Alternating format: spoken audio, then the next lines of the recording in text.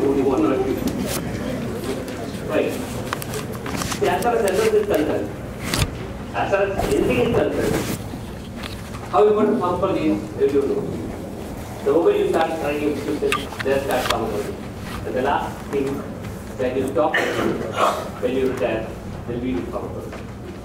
Two, as far as sensors is concerned, 25% will be pharmacology. Correct?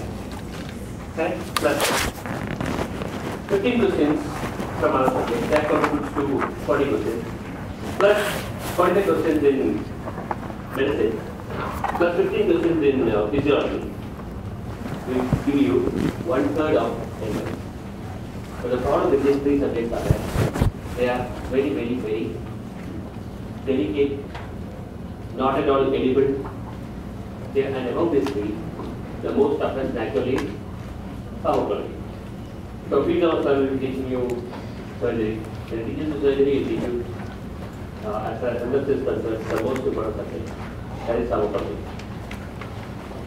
So why you did not test the confused? The thing is, I have not got my promotion orders, so next month probably will give me promotion orders. Till that I must test. So probably so next month I'll get something. So, as far as pharmacology is concerned, the most important problem with pharmacology is that we don't know. We don't know from where questions will come from. One. Two. Even the questions come from, we are not sure whether it will be from Harrison, Goodman, Capson. Clear? Yes, clear? But surely not from Cambridge. So that's the first thing. Two, even the latest edition of Goodman and Gilpin is an outdated edition.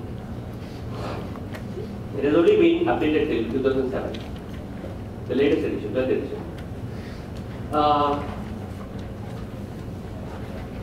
If you look at the antibiotics, the latest drug that has come is Ritapamuli. 2007. Heard about Pichicite? Daptomycin? Are they new drugs? They are old drugs.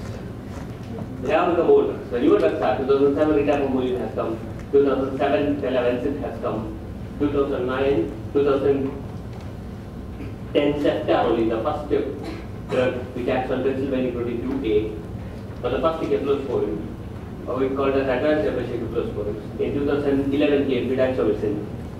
Clear? So not a lot of things are coming in. Questions that can be asked from anywhere. Questions can be asked from anywhere. Denosumab was asked in 2007, but it was approved only in 2010 June. As for monoclonal antibodies are there. How many monoclonal antibodies? 28. Even they are asking not only the name but also the trade name. Instead of trastuzumab, they ask Herceptin. Then absolutely we don't know from where it come from. That's the greatest thing is come from. For example, if you take this, surely can. Common medicine, nothing other than part. Clear? Surgery is vague, but we don't know the subject. Two, never ever touch good cancer. Cancer looks like a small dose. It looks like a small dose. You may think that you understood it, but surely what you understood will be surely wrong. Two, never ever look at Goodman and Gilpin. It is so tough for you to understand. If you ever look at it, you get a PhD in pharmacology. That means pass with very high degree. Is that clear? So what you do is, you study whatever drugs, whatever things that you are studying for your MBBS, whether it is Sadoskar, Kirloskar, KDT, BT, whatever it is, plus add on the concept that I give you, plus the previous questions. That's how you study. My notes will cover most of the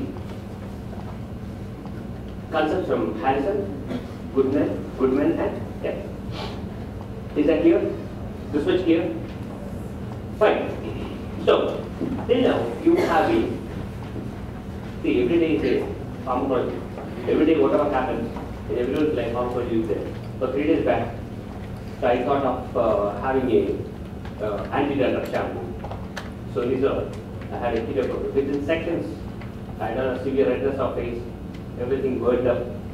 Immediately I had to rush to, you can see over here, all full allergic. And I had to rush over to the medical store, buy hydrocortisone, apply immediately. So every day is pharmacology. Clear? As far as the doctor is concerned. Now, what you have been doing was learning pharmacology by very correct? Correct? Absolutely, this is not possible. So the greatest foolish thing that you have done. So, from now onwards, after hearing my class, you will be starting to understand pharmacology. What it will be used by the data. Here, two. The problem with pharmacology is that it has a very short half-life. It classically is eliminated from the body by first order therapy. The more you study plasma concentration rises, more elimination will be there. The moment you understand it, its kinetic changes from first order to zero order. So whatever you study becomes a toxic dose and becomes use. So that is how pharmacology is. Is that clear? Lot of things with Goodman. So for example, let me tell you something about Goodman and then we'll start. Goodman and Goodman, as we all know, all India aims, most of the concepts are from Goodman. PGI, JIPMAR, they are from Capsule. Kerala also, they concentrate sometimes mainly on Capsule. But what about me? The concepts are the same. In 1942,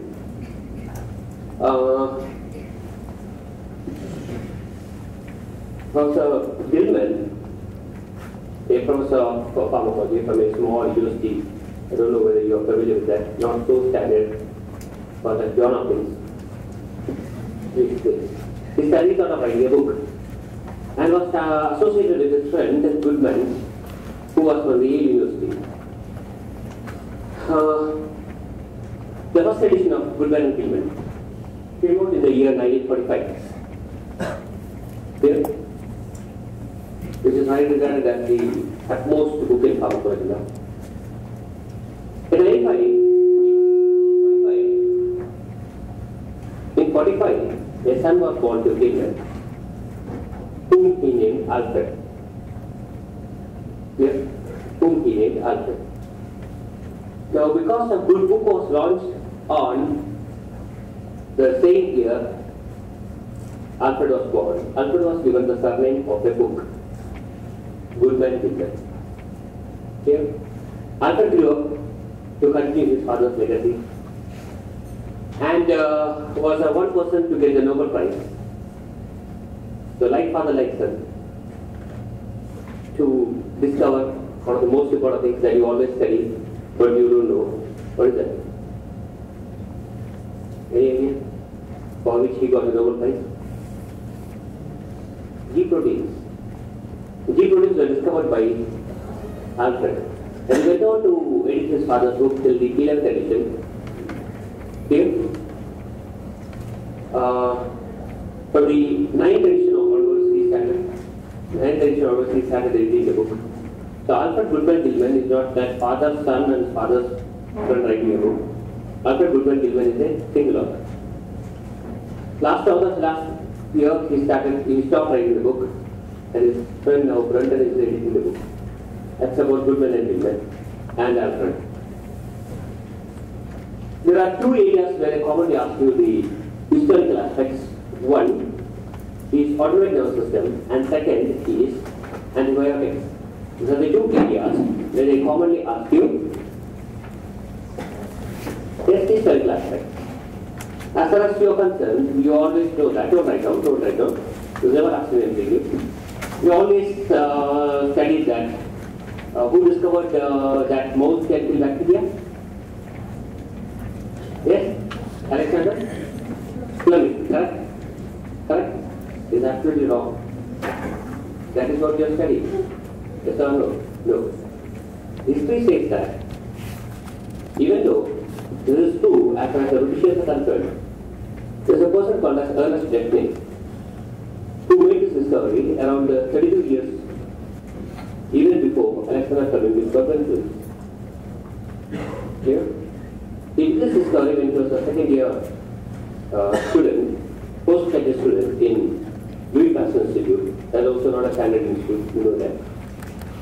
You know that very well. He presented for thesis, but his thesis was unaccepted and disappointed. He had a lot of research work on it. Disappointed, he left the postgraduate study in between, joined the French army, and was still at a very early age of around 38 years. The history says that his theory was not accepted by the Louis Pasteur Institute because he was only 23 when he proposed the theory. So long after he died, around 15 years later, after Alexander Fleming got the Nobel Prize, he was posthumously honored by the Louis Pasteur Institute. Here, he is not recognized, but he is the one person who ordered that molecule bacteria. There are 4 questions that are commonly asked for institutes. One, Joseph Oxman. There was an Ukrainian-born American who discovered the first aminoglycoside, streptomycin.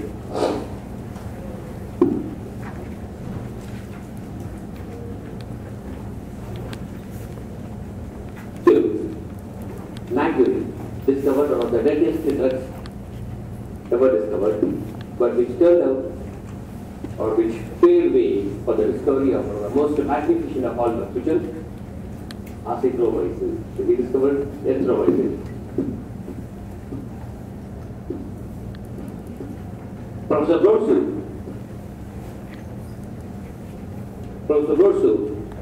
discovered the first cephalosporin. Yes? Mercury, erythromycin. Mercury discovered erythromycin, which paved way for discovery of azithromycin. Professor Brodsky. He was the one person who was supposed to be given the Nobel Prize, but was not given the Nobel Prize, right? Was not given the Nobel Prize, right? Was not given the Nobel Prize, right? Reasons because he was an Italian and a close friend of Napoleon. That's the only reason why he was not given the Nobel Prize. Two,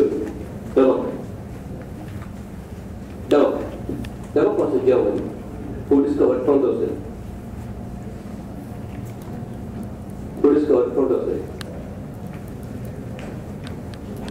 The first sulfonamide. Immediately after earning the Nobel Prize for Dubok, the Nazi army stepped into his house, took him, put him under house arrest. The reason was only, what is the reason? Any idea? Simple, because Hitler did not like Nobel Prize. And he was put here, simple. He was put under house arrest and was not released till the end of Second World War.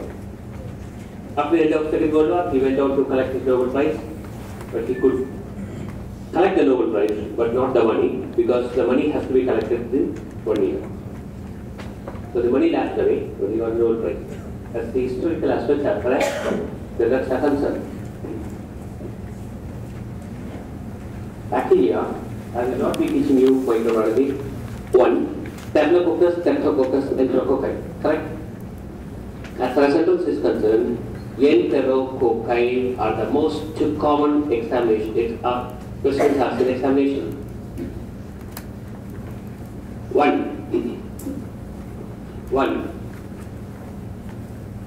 Can you tell me any particular feature of Enterococci? Yes? They are the most common causes of? Yes? Urinary tract infections. Was there any problem? the enterococci, none of the cephalosporins are effective against enterococci. There's a previous question for you. None of them. 2. None of the sulfonamides are effective against enterococci. Why? Because enterococci is that organism which uses exogenous solid similar to humans. Similar to eukaryotes, they utilize exogenous solid. They don't make their own folic acid from Baba.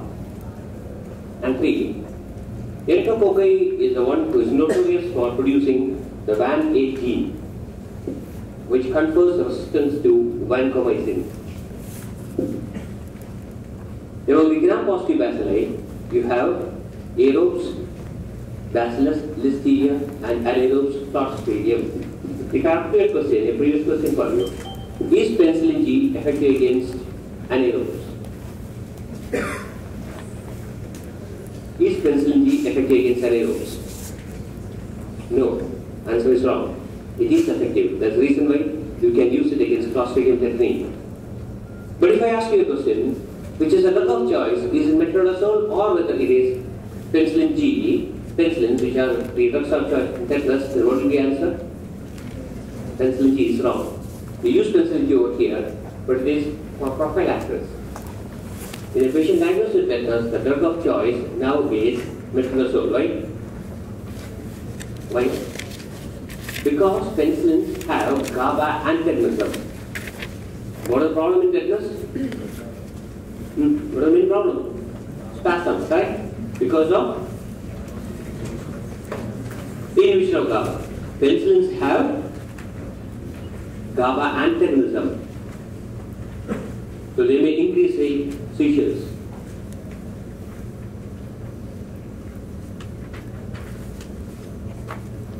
Listeria, what's the drug of choice?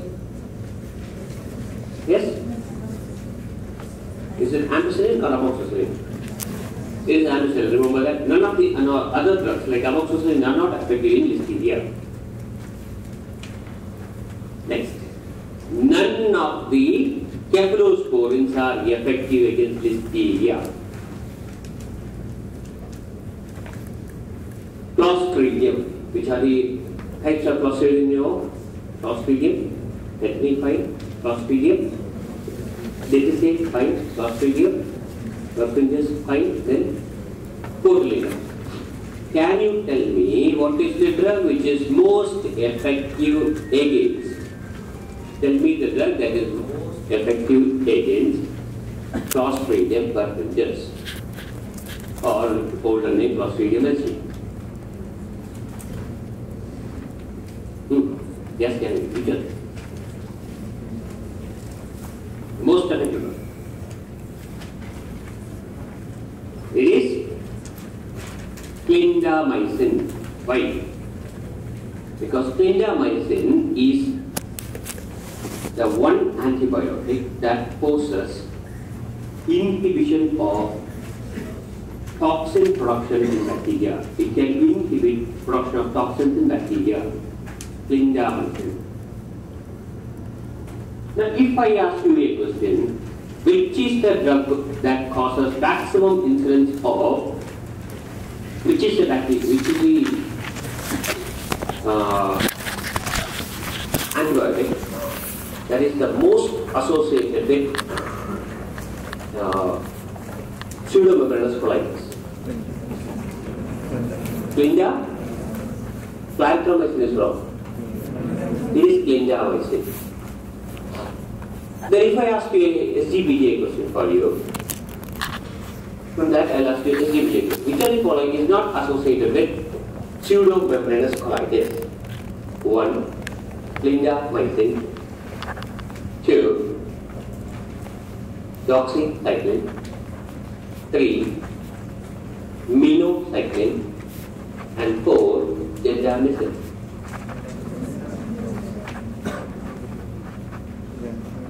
Which of the following is not effective against? Which of the following does not cause pseudomembranous colitis? Doxycycline, clindamycin, gentamicin, or which other? Minocycline. Why journalism?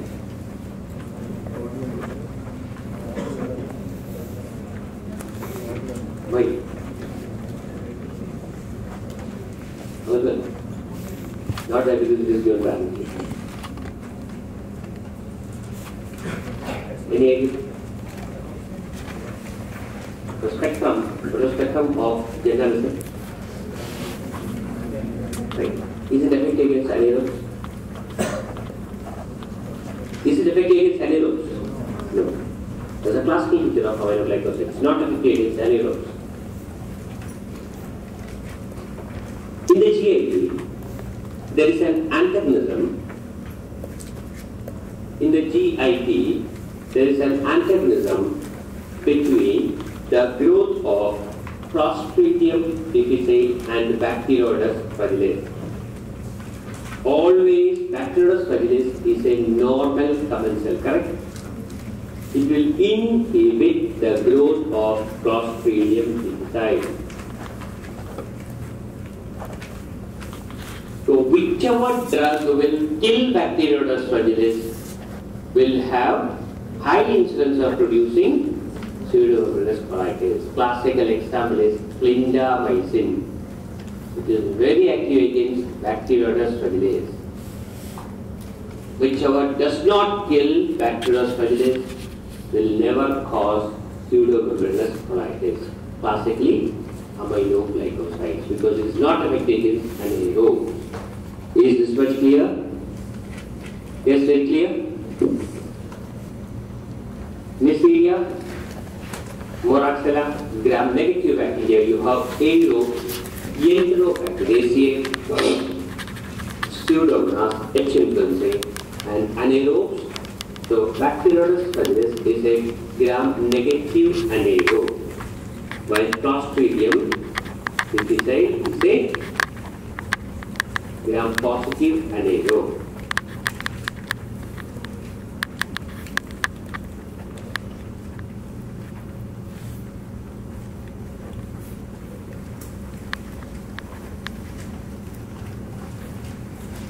So it's clear? Yes? Astriona. Monobactam. What does that mean? Mono means single ring. Bactam means it is not beta lactam, it is bacteria. Astriona is the only monobactam in use. Can anyone tell me the spectrum of Astriona? Gram negative, gram positive. Anaerobe. Aristotle. Examination is yes, tell me the spectrum. Streptococcus, enterococcus, ingenium, avasana, the Bacteroides fragilis. Correct? Correct? Wrong. The spectrum of Astriona A equals to A aminoglycoside. That means it is effective only against the gram-negative bacteria. And both these A are not effective against the third A, anaerobes.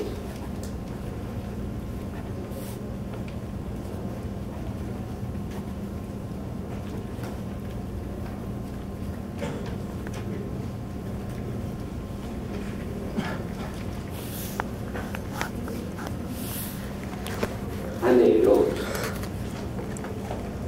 Is that clear? Third A, anaerobe. Astriona is used as a alternative to aminoglycoside.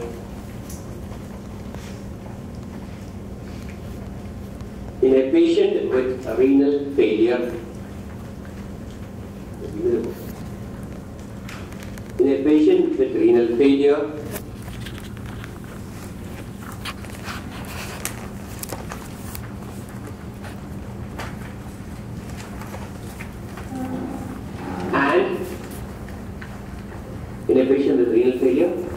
and in a patient who is pregnant.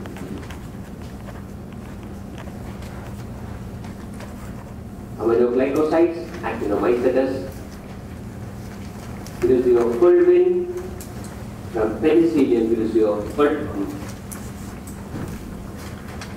Quinolones are entirely synthetic. Quinolones are entirely synthetic. Now take your questions. Answer the questions from 1 to 9. Let us see how much you will answer. And after knowing the concepts, we will understand how much you are wrong. From 1 to 9.